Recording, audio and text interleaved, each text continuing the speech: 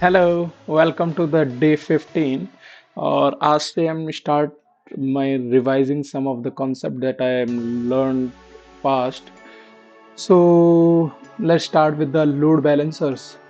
तो आज के दिन we'll see what is the load balancer and what are the load balancing algorithms and how load balancer works.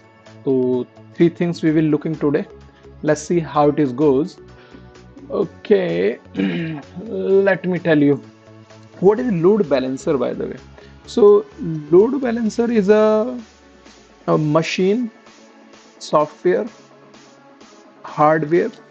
It can be anything, but it has a one important function to do is that to distribute the incoming traffic to the backend servers so that backend servers can uh, behave or always available and they are optimally works, right? So that's why we use this load balancer. So you know how internet works. So user send a request, as you can see in this image. Let me show you that. So here if you see, so user send a request, and then there is this internet of thingy, and then there are these load balancers, and then at the end you have you have these servers, right? Okay, so how it works by the way. So you send a request like www.google.com and it goes to this internet, and then because Google is used by a lot of people and there are millions of the requests going in an hour or minute, right? How they handle it? They handle it by load balancer itself. So there are a lot of services are running which have the same instance running that serves the Google itself in front of all of them.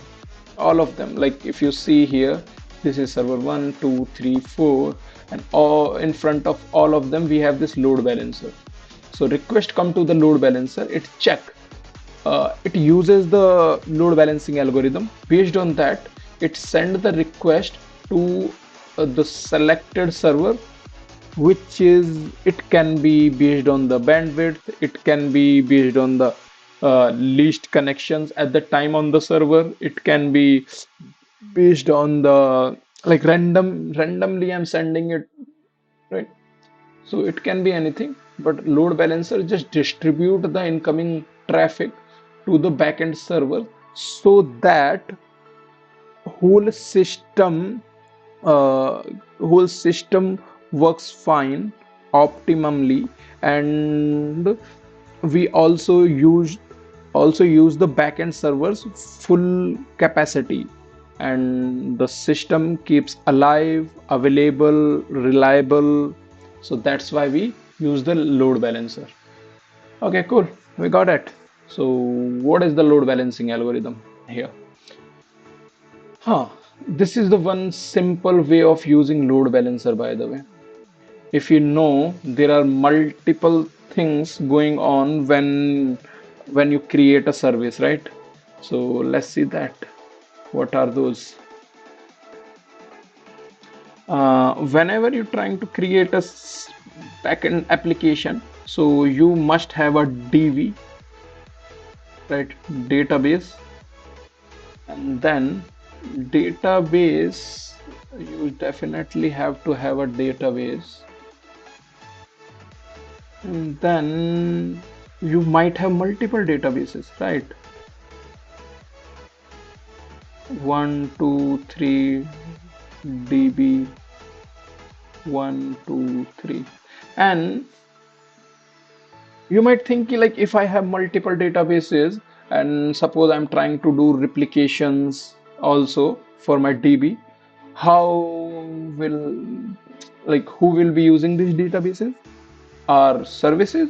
We might have multiple services like login service, like cart service, like product service.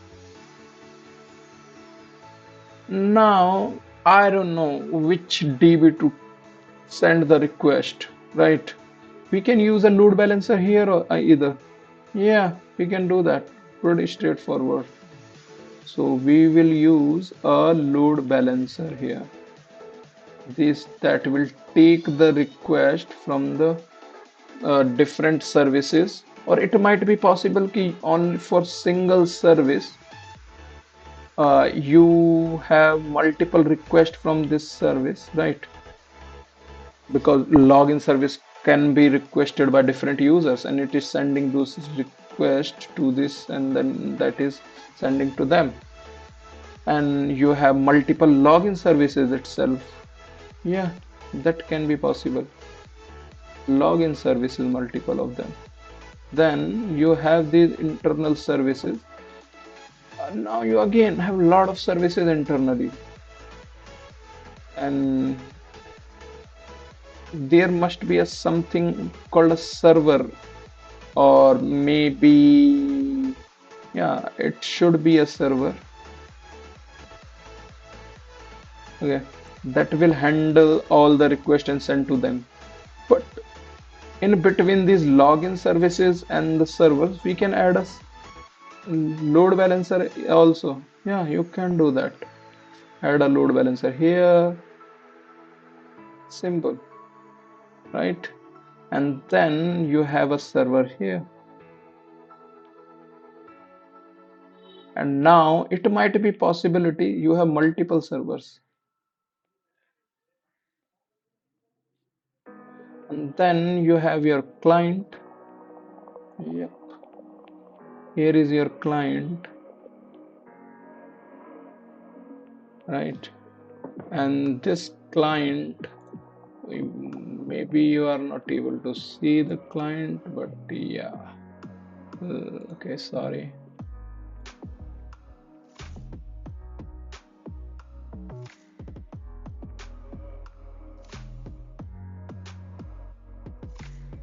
One sec, taking some time. Okay, cool. So now here is the client. In the client and between the servers, you might have the load balancer again. So load balancer uh, can be present in any layer of the services, and it what it do, just distribute the incoming traffic to the backend services.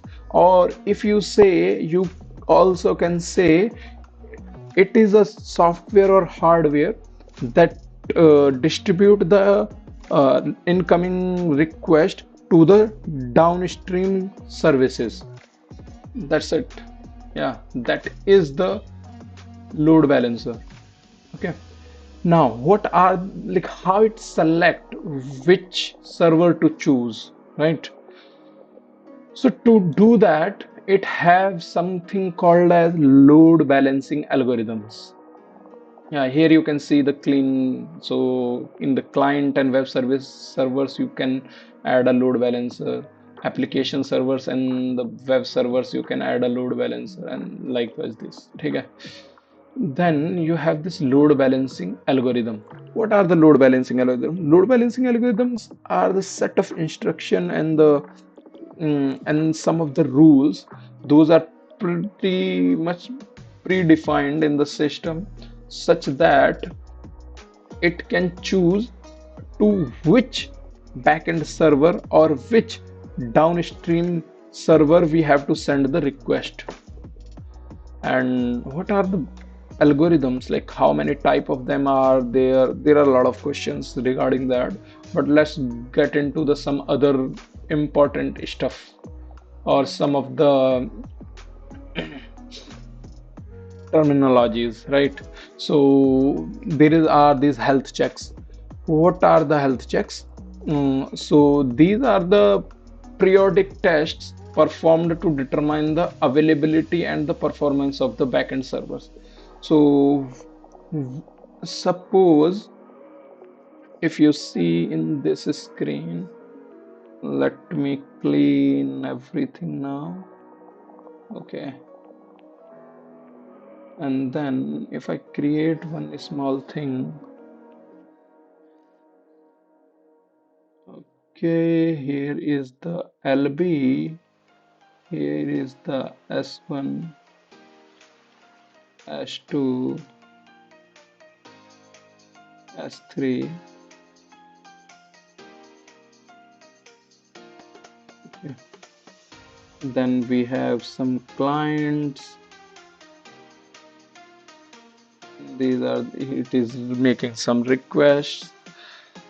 So we were earlier saying that load balancer, depending on the capacity, the active connection to the servers, it decide which servers to choose. How it do that? So it do that by doing some health checks. So so it always sends some request to the backend servers to them, right?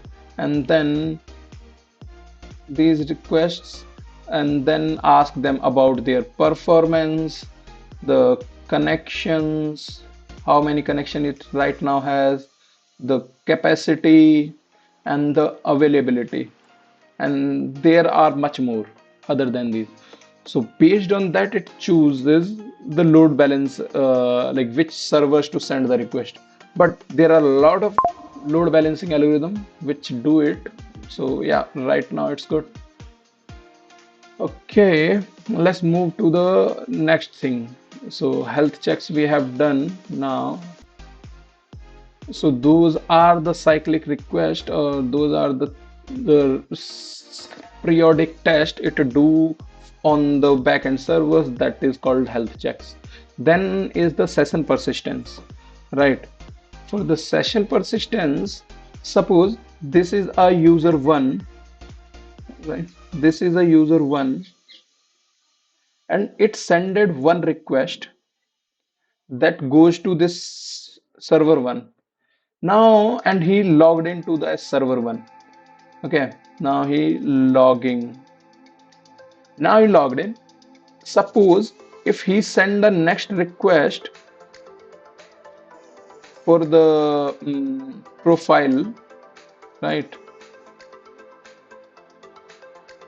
For profile, it send the request. Then what should happen? Now, if this request reaches to some other server, to server 2, the server 2 doesn't know about like this person is ever logged into the system. Then it will again ask to this user, hey, log in again. User will say, hey, what is happening? I don't know. So load balancer has this responsibility. If your system is stateful, in that case, if a one user is sending multiple requests, all requests should reach the same server. Like it shouldn't be reached this one, it should reach the S1 always. So this one was login, then this one was for profile. Now server definitely knows, okay, earlier he just logged into the system, now he's asking for profile, and he will send the response accordingly. Now you got it, right? So that is the persistence of the credentials or session, right? And then we have this SSL TLS termination. What is this? So SSL TLS termination is a way to remove the SSL. Okay, whenever you send a request, it is encrypted in a TLS or SSL way, right? Some way. So, but what load balancer do?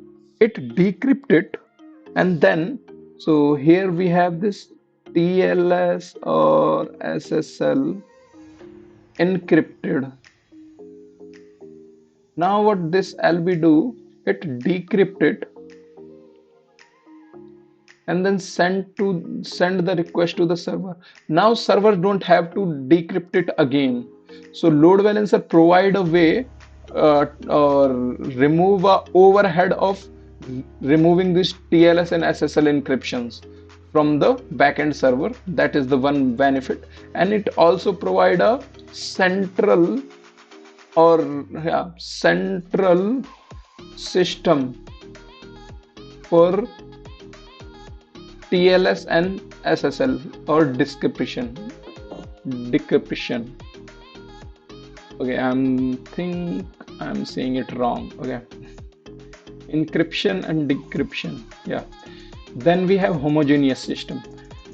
A homogeneous system is a system where all of these servers that you can see in your picture, this server 1, server 2, and server 3, all of them have the same performance, same capacity. Like it has the 500 GB of ROM. This is also 500 GB ROM, 12 GB of RAM, 12 GB of RAM, and it all of them have the same capacity, same performance, flexibility, and yeah, and the maximum connection they can own, those are the same.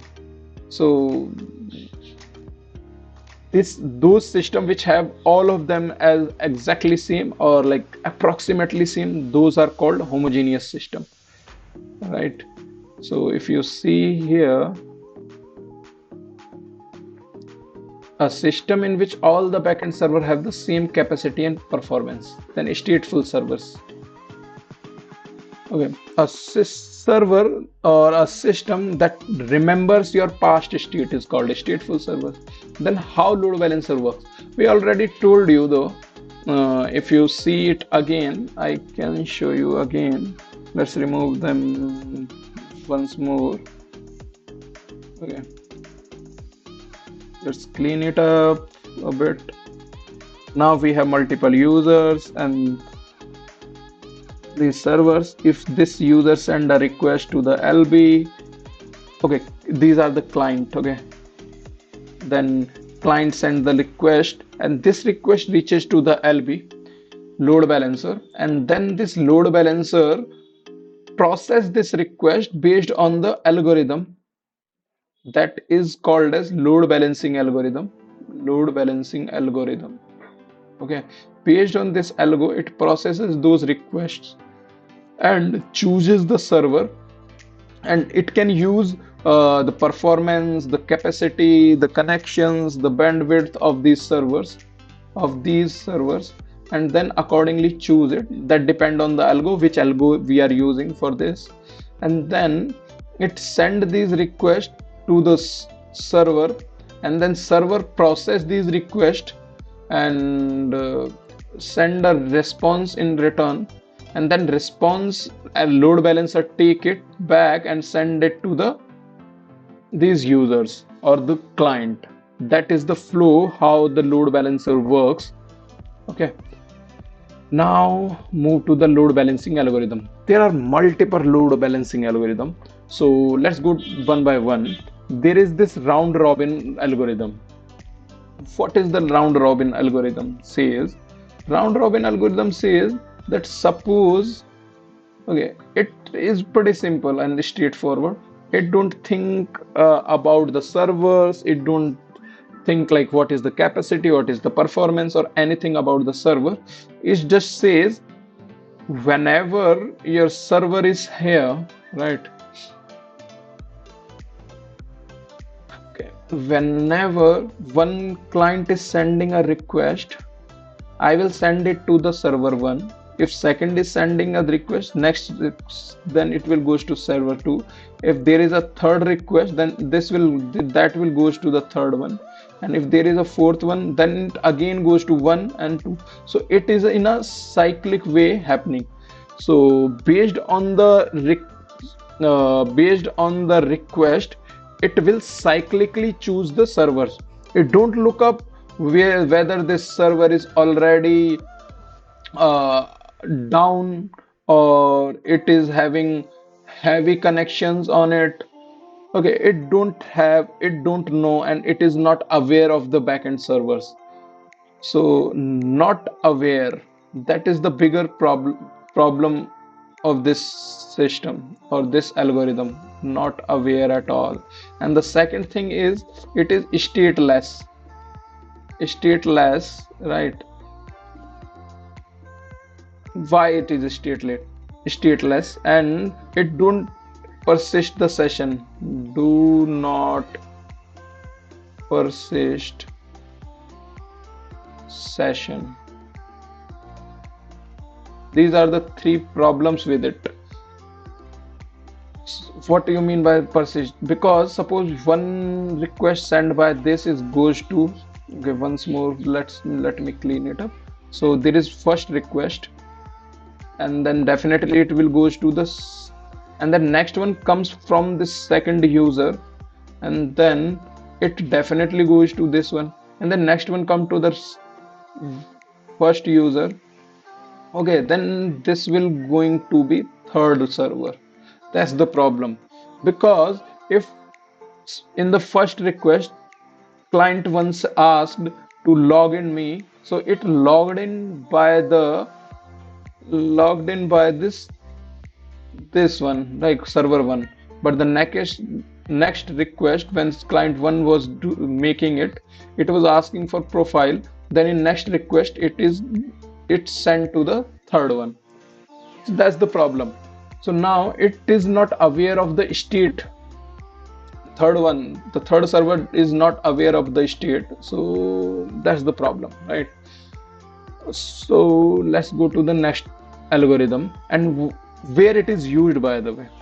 If these are the problems, then where it is used for the homogeneous system, in which system we know about that all the servers sorry, in which system where all the servers have the same capacity and the same availability.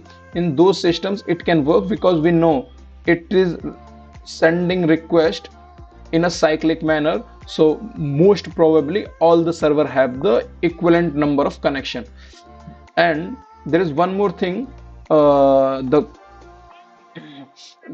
time to process one request, or the connection time for one request, is all the request is same or approximately same.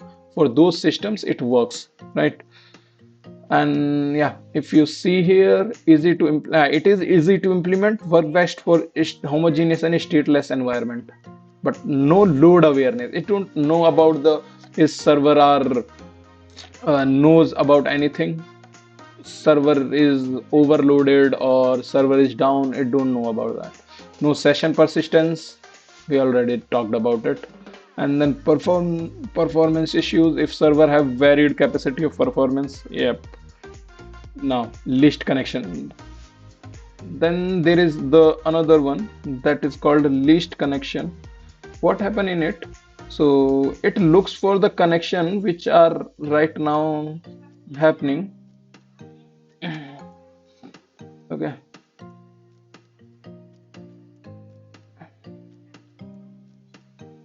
So suppose there is first request came from here, and it goes to this.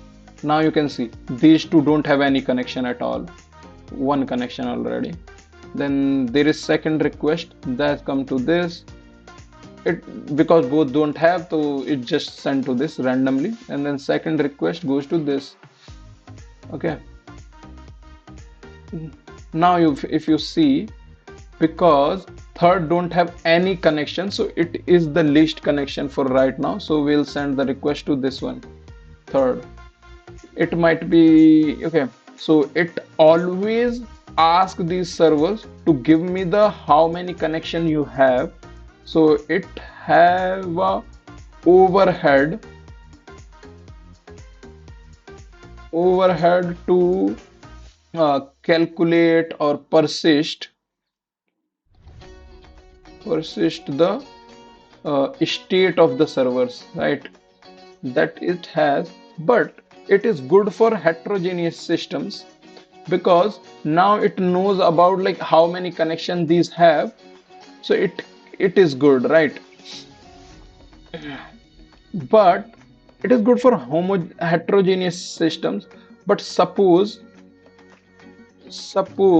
if this system have only 200 connections, can allow only 200 connections, after that it goes down. And if this systems capacity is 500 connection and this system's capacity is 1000 connection. It don't look for them, by the way. There is a problem. And suppose this already reached to 200, this reached to 250, and this reached to 300. Then there is a least connection for S1 only. So it will send the request to S1 because it think ki S1 only have 200. So let's send the request to them. So it don't work for the uh, if systems have very varied capacity and performances, so it don't work for them, but it is good for a basic heterogeneous system, and it is stateful also, so it persists the sessions.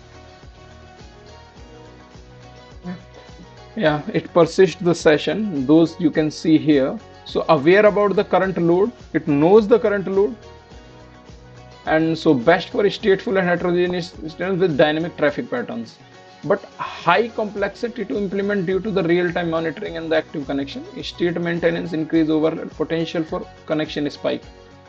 Yeah, this is also the problem, the potential for connection spike. Suppose there is a lot of traffic coming to this LBA and it is sending those, and those are the short-term connections we are making. So what will happen? First, suppose in a short-term connection, S3 initially send all 300, then S2 was 250, and then S1 was 200, and then it will start managing those connection, and then ask, okay, S1 you can have those connection now. It can say, okay, S3 you can make the connection now. So it is quite overhead work on the LBs to maintain all the connection if the connections are so short-lived, right? Then we have weighted round robin. Weighted round robin is we already know round robin. The problem was in round robin is it was not good for heterogeneous system. Now what we did, so now what we did, let's remove it, all of it. Okay.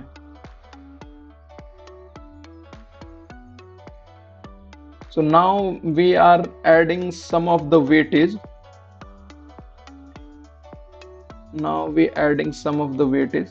Earlier what was happening? It is sending request in cyclic manner. Now it won't send the request in the cyclic order.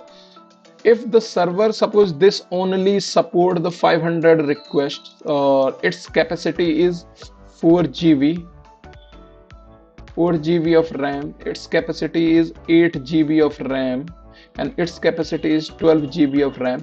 Based on this capacity and availability, we add some weightage. So for this one, weightage will be like 0.2, 0.4, 0.6, right?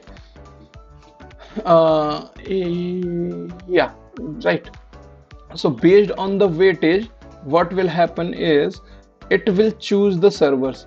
So now it will send the more request to this one. Okay, suppose there are multiple requests coming in the system, so it will send first request to S1, then send next two requests to this one, and then send next three requests to this one, because it has more capacity and more availability.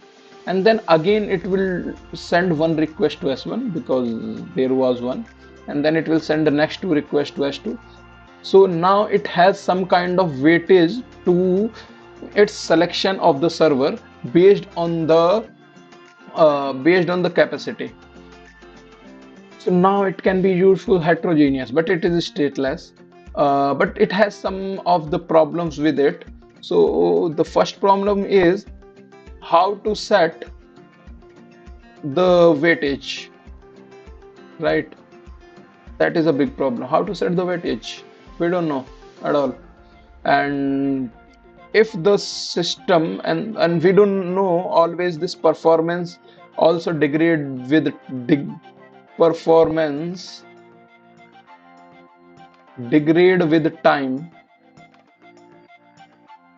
Okay, that happen. So these weightage keep changing in the system. And suppose your system is dynamic and you want to scale your system, then for scalability it is hard because you have to change all the weightage in the system. Cool.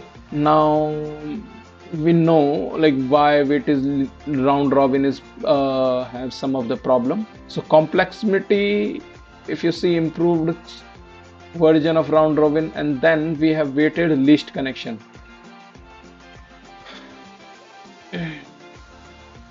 So earlier, if you remember, yeah, right. Earlier we remember that least connection have one problem with it, that is it don't know about the capacity of the systems, and it was thinking all the all the servers have the same capacity, so based on that it is sending the request. But now based now in the weighted round robin, what start happening is we set some of the weight to these load balancers, to these backend servers, and based on these weightage it's send the request. Suppose first one can only hold the 200 request, 200, this can only hold 400, and this can have 800. So based on this we can set some of the weightage, so if zero point 0.2, zero point 0.4 and zero point 0.6. Now definitely if one request is sent to this one, the next request definitely be going to be this one, and then next two will go to this, next three will go to this.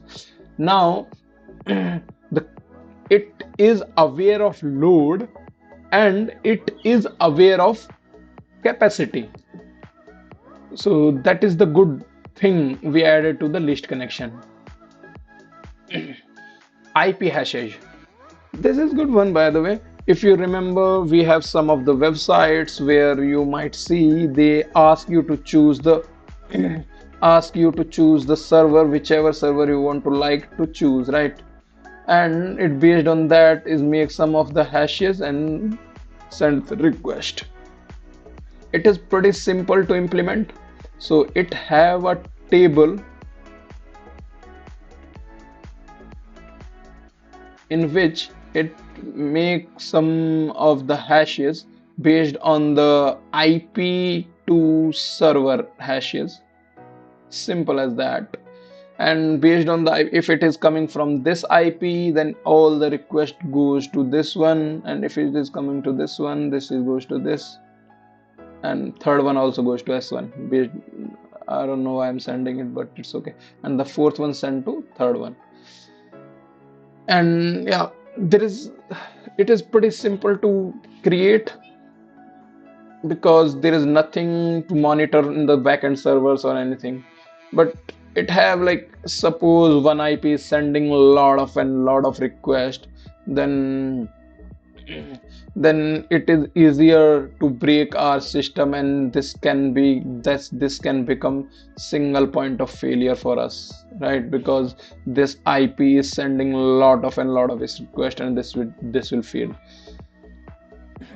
So the benefit of this is simple to implement, and then good for if you are using a client aware servers. Suppose client is aware about the server, so he can choose it, but it is not aware of the load, not aware of the capacity, not aware of the but it do one thing best is session persistence. Session persistent, but it is not aware of capacity and load and all these things. All those places it fails. Okay, let's see. The state persistence, simple to implement, no overhead of load balancers, and stateful and geographically distributed client. Could cause uneven distribution, cannot adhere the dynamic changes in number of servers. Then we come to the least response time, least bandwidth, and custom loads. Okay. So least response time is that in which Suppose this is a best server we have and it process all of our queries. Let me clean it up a bit.